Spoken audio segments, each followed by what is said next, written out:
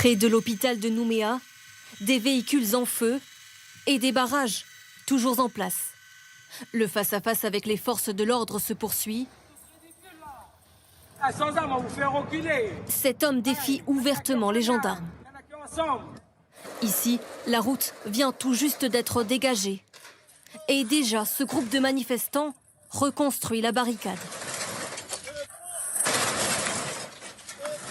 Obligé de remettre le barrage. Le mot d'ordre, il est là. La lutte, elle continue. L'action des forces de l'ordre se poursuit.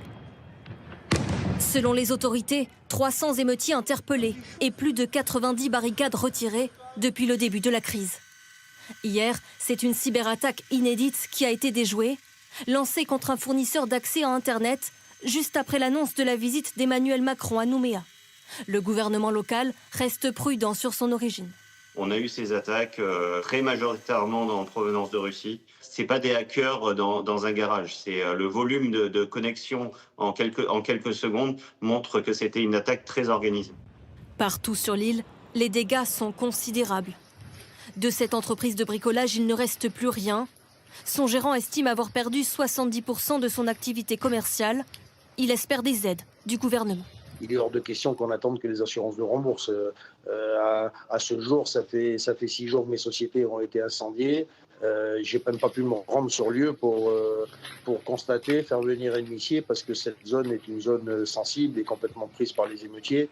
Selon la Chambre du commerce et de l'industrie, les dégâts pourraient coûter près d'1 milliard d'euros, soit autant qu'après 11 jours d'émeutes en métropole en juin 2023.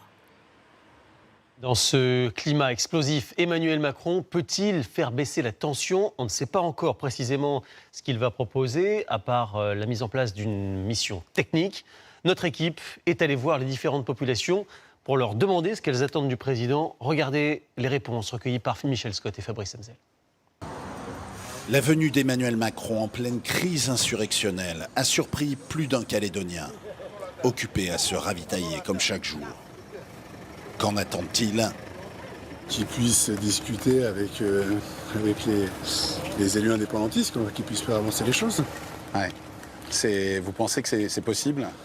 Je pense que ça va être quand même assez tendu, parce qu'il n'est pas forcément le bienvenu. Vous pensez que ça va De changer ? fait, parmi les Kanaks que nous rencontrons ici, il y a de la méfiance. Vous trouvez que c'est une bonne chose ou pas qu'ils viennent ? Ça dépend de s'il vient pour faire quoi, en fait. La raison.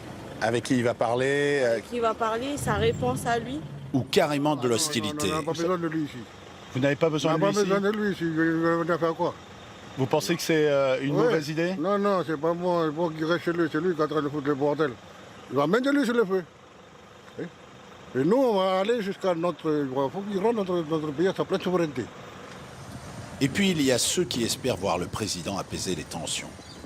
Dans ce quartier mixte non indépendantiste, les natifs de l'île ont surtout peur d'être abandonnés un jour par la métropole.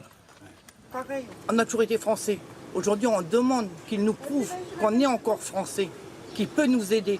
Parce que la France, c'est un pays riche, c'est un pays fort, qui nous montre que nous, on fait toujours partie de la France. C'est ça qu'on veut. Et qu'il nous dise simplement, je suis là, je viens vous voir, j'écoute vos doléances et je peux vous aider. Quant aux métropolitains installés depuis seulement quelques années en Nouvelle-Calédonie, leurs avis sont partagés.